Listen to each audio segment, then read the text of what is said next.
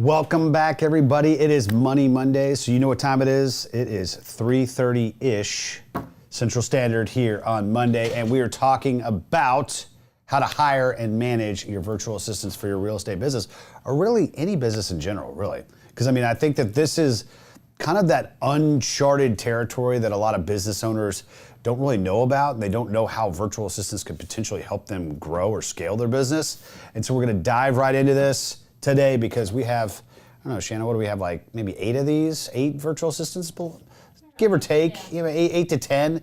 We're talking about hiring a few more. And this was actually something that we had gotten from Neil Bawa, great guy. He uses a lot of virtual assistants, and he said, hey, if you guys don't hire some, this was 3 or 4 years ago, if you guys don't hire some, you owe me a trip. So we were back against the wall. We ended up hiring them, and it's been one of the best decisions that we've ever made. So we're going to get right into this because I know I'm running a couple minutes late today. So how do we hire these? How do we manage virtual assistants? Well, the first thing I wanted to tell people is these are just like any other employee. They are just virtual. And as everybody has probably found out as part of COVID, right? Teams can be managed virtually, remotely. People are going to not be in the office. It's the same thing. So you need to be looking for somebody that's going to be a good team member, a good employee, as first and foremost. Don't think of them as something different or anything else. They're an employee. So when should you think about hiring a virtual assistant? I'd say almost immediately, right? I know people that are still haven't bought their first deal, but they're getting overwhelmed with underwriting, or they can't keep up with some of the miscellaneous tasks that are kind of involved in trying to scale out your acquisition or your real estate business. And then they start hiring on virtual assistants, right? So you can have a virtual assistant do a myriad of different things, right? From underwriting to data entry, to pulling reports, to doing research, to actually being an assistant, right? They can schedule things for you, right? And we've also had them do stuff as like a call center, or either outbound or inbound, right? They can accept calls depending on where they're located at and how good their English is, right? They can do outbound calls for you too. There's also just a lot of just data mining stuff that they can do on your behalf and then present that to you in terms of reports, right? So I would say immediately, don't think that you have to get to some unit count or some, specific, road in the, in your journey, or specific, goal in your journey, that you have to, now I'm going to have to hire virtual assistants, right? This is something that if you can afford it, hire it immediately, right? So platforms to utilize when looking at virtual assistants. We use Upwork, is where you can hire, pay, monitor the performance of your virtual assistant. They've got it all in the one, platform, and it's called Upwork. There's other ones out there. Upwork has been the best friend for us just because it's just a seamless process, and they've done a pretty good job. But that's where you're going to find these folks. That's where you're going to vet them. That's where you're going to pay them, and that's where you're going to monitor how well they're doing, right? Because at the end of the day, right, they're kind of providing reports, and they can kind of timestamp, hey, at this point I was doing this, right? And Upwork helps you track all of that, right? So another question that kind of came in, how has hiring virtual assistants helped your real estate business grow? I think it has allowed us to see beyond the efforts that me and Ferris and our on-site team can do, and allowed us to continue to scale out, and have them be a part of that, of that growth, right? But again, some of the tasks that I had mentioned earlier, that's really where they kind of help. I'd say another thing too is kind of bookkeeping and accounting too. We've got one that works on one of our businesses, and she's a QuickBooks pro and knows everything about QuickBooks, so she's essentially a bookkeeper too. So don't think of it just as, somebody's just going to do data entry for me, right? Any task that you aren't good at or you don't enjoy, you should immediately be trying to find somebody to delegate out to. So that could either be an on-site team member or that could be a virtual person, right? Virtual assistants is maybe the way to go, right? So moving right along, tips for the interview process, because picking the VA is the most important thing. Again, you're hiring an employee, folks. Don't just go off of what their star rating is on Upwork, or based on some reviews that you might have read, right? Interview them, right? Get comfortable with them. Make sure that they are aligned with what you're trying to build and that they've got the skill set that you need, right? So deep dive into their online profile. Analyze their success rate, experience, any negative feedback. Why? right? Require a video interview. I think that that's one of the bigger things that people don't do. You're not going to be able, if you're going to hire somebody here, in person, right? You're not going to do everything through an email or over a phone call, right? You're going to want to eventually meet these people face to face, or at least through some kind of Teams or Zoom call, so you can get a good feel for who they are, right? And how do they articulate? Do they answer your questions with confidence, or do they kind of stumble a little bit, right? And that doesn't necessarily mean it's a bad thing. They could be nervous. But at the end of the day, I think that that's a big part of the interview process, is getting that face-to-face interaction, right? Depending on the location, ensure your interviewee has experience working in your time zone. I think the one thing that I didn't mention earlier is we have all of our virtual assistants work on US time, right? So that means that they're working at night. Not everybody's going to be open to that, right? And there's going to be some functions that maybe that's not required. If it's a purely kind of passive thing, or they're just doing research, or maybe something else, there could be an opportunity where they do work during the day and then they just send you their work product, at night, our time. It's whatever works for you. For us, we interact with them almost, I'd say hourly, really. And then, from that perspective, I would like them to be working our hours, right? So make sure that if that's what you want, that you're making that and you're setting the right expectations up front. Understand the level of internet connectivity in the local market and the specs on your interview's computer to ensure productivity and efficiency. I think that that's one of the bigger things that people don't realize, is because they are virtual, right? Internet connectivity and data loss can happen, right? So if they're supposed to be doing a lot of things on the fly, or they're going to be talking to people or whatever, you're going to want their internet connection to be solid, right? And I think the other thing too is, if they don't have any internet at all, that's a problem, because that means that they can't talk to us. And it happens. All of our virtual assistants are in the Philippines. Some islands in the Philippines aren't as great. So you just have to understand where that is. We've actually even provided one with a generator just so they could have a little bit more uptime, because in that specific province of the Philippines, it was just, it wasn't necessarily the internet connectivity, it was actually the electricity that was problematic. And so just getting a feel for that, right? And making sure that they've got a solid computer and they've got a solid mic, and if their laptop doesn't have a webcam, that they have a solid webcam. All of those things are important.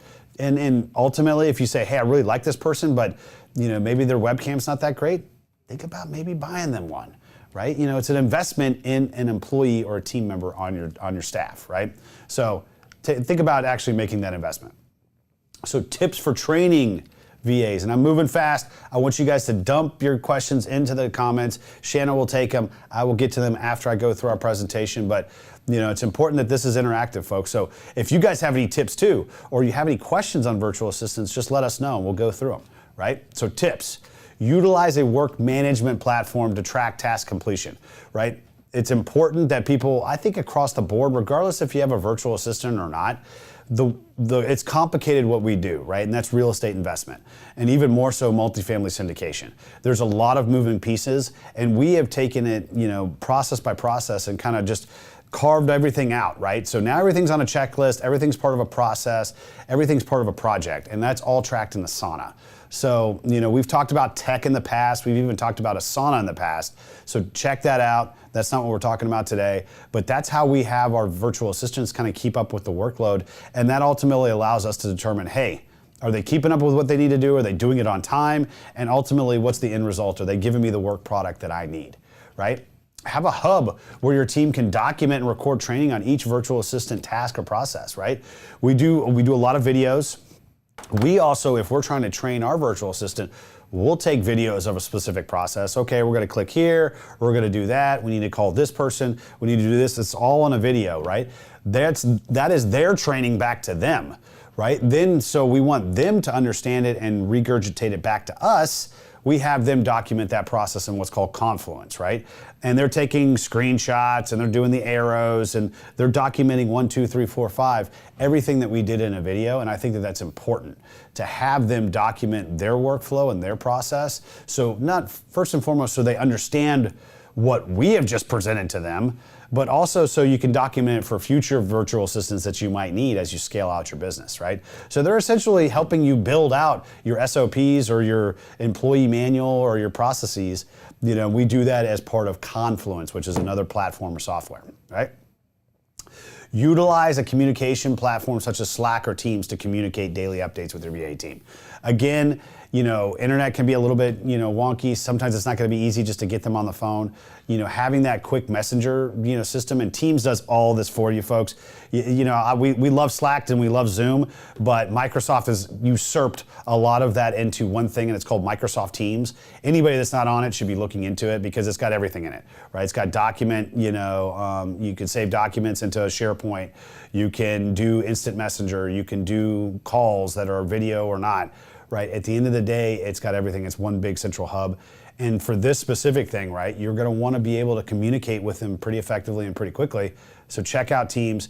You definitely need to have. So Asana, Confluence, Teams, those three things you should have in place regardless if you have virtual assistants. But if you do, it makes it even more powerful because it's easy to keep up with them and continuing to monitor, manage, communicate, and train them on different things. Because what you'll do is you'll have them do one thing, you'll realize that they're really good, or maybe you realize that, hey, they're not that great, but they're gonna be good at this, right? So there's gonna be constantly evolving. And you might wanna actually have them do more stuff than you initially thought. And you're gonna find out, hey, I gotta train this person, I gotta manage them on these different tasks. And these are great platforms to keep up with this on, right? So, open Q&A. Yeah, we have a Oh my gosh. Jacob Ayers says, what tasks do you have your VAs support with around deal flow, lead generation, and underwriting? So I think underwriting, it's huge, right? We have several that help us do data entry. They help us pull reports from various websites as well as from CoStar. They consolidate that all in here, and then that is presented to kind of our, I'd say, U.S. stateside team that does a lot of the kind of deeper diving and the assumption piece. But we wouldn't be able to look at 50 deals a week, which is where we're up to, without that virtual assistant team helping with the deal flow, right? As far as inbound leads, we have some that do marketing for us, right? They'll create graphics. Some of them work on this show. So some of the stuff that you're going to see where we're promoting it, that's typically a virtual assistant. Now, Shanna, who's a rock star, runs that whole team, that marketing team, but they're the ones that are doing a lot of the doing, right? So they could do anything from graphics design to building out a funnel to posting on social media. People see me a lot on social media. What they don't realize is that 75% of that is the virtual assistants that are doing it on my behalf, right? So don't think of it in terms of minute detail or tasks and stuff. You can have them do some of the stuff that, can get creative and is a little bit more deeper thinking. Trust me, these gals are sharp, right? So you can have them do a lot of different things. Boom. What else we got? You came in before the show, so what typically is like the hourly cost for virtual assistants? I know this ranges a lot depending on. So hourly cost, and I get this, people ask me this all the time, folks, right? Again, you pay for quality, you pay for, what you're gonna get, but I would say you're anywhere from, I'd see it on the low end at 6 or 7. I've seen it as high as 10 to 12.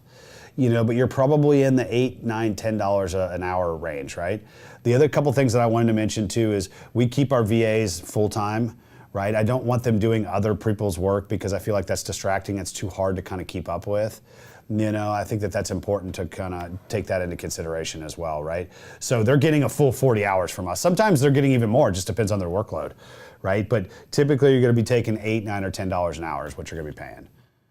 All right, so we got some additional questions coming in. What are some tasks you have virtual assistants help with? I think I've talked about a lot of them, right? But they can do everything from data entry to research to marketing to accounting, right? They can also be your executive assistant, right? They're scheduling things, they're helping with your calendar, they're responding to emails. They can also do stuff, outbound and inbound call center stuff, right? I think that that's important. We have a lot of virtual assistants on our property management side. They do a lot of market surveys, which is a lot of outbound. They do a lot of research. They do a lot of reports. And, they help us track KPIs within disrupt management. So, think of anything. Yeah, I'm almost positive that you could probably find a virtual assistant to do it, right? So don't think of it, again, folks, as, oh, it's just some data entry person. That's not the case here, right? All right, so last question here. What tasks would you recommend not to offload to your virtual assistants? Again, I just said it right then and there. You could probably have them do pretty much anything. Now, the one kind of, I guess, fall back to that, right? is that they are remote. So you're not going to be able to have them fly in and do stuff that would require somebody being in person. And sometimes, again, internet, electricity might be problematic in some of the countries that these folks are in. So, it's not going to necessarily be this thing that's going to be consistent across the board either. So you have to understand that if you're trying to have them be, a 24/7 call center, you probably are going to need to invest in some additional infrastructure to make sure that they're going to be able to handle that 24 hours, 7 days a week, right? Because what if the call center loses electricity, right? What if they lose internet? I mean, that stuff happens here too, but there's redundancies and there's backups, and it's a lot easier to handle that stuff, here in America than it would be in some of these other countries. So take that into consideration too, that there's always a little bit of, challenging times when it comes to internet and electricity. And that's stuff that, again, if it's time sensitive, be careful with that too, because it, happens. I know a couple of years ago, they had a huge hurricane in the Philippines, and that was completely out of the control of the virtual assistants, but they were down for a week or two, at least a couple of them were. So you got to take that into considerations too, right? But these gals are sharp. They can pretty much do anything except for obviously being in person, right? So take that into consideration. So I got through that pretty quickly today. Any other questions before I move on?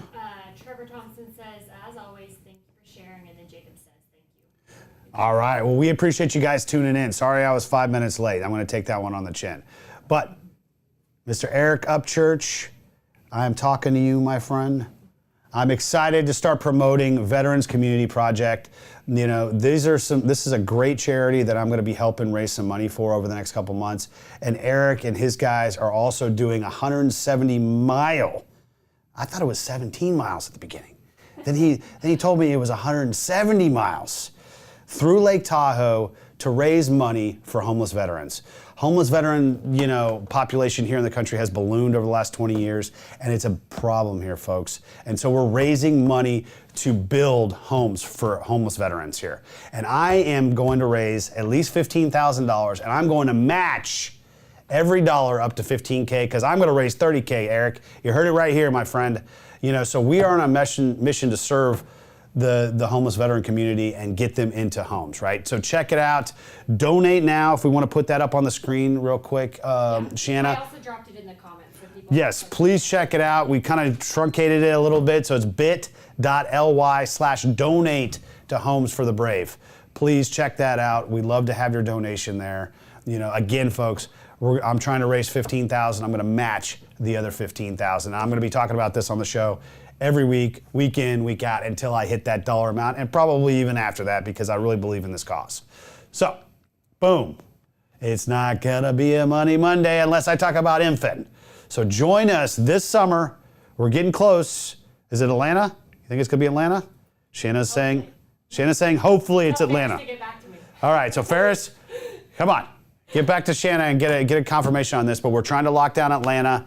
It's going to probably be, what do you think, June, July time frame? Around June, late June. Late June. Join us this summer. Early bird sale. Get $150 off until April 15th. You're not going to get any better pricing than this, folks. We're not even making any money. We're just trying to put on a great show for everybody, right? We're going to have some great speakers, some great panels, a lot of networking opportunities as we usually do. But check it out, www.mfinvestornetwork.com/MFIN Summer 2022. Put in that coupon. Well, not even a coupon code. You're just going to get your $150 off. Yep. We're going to make it easy.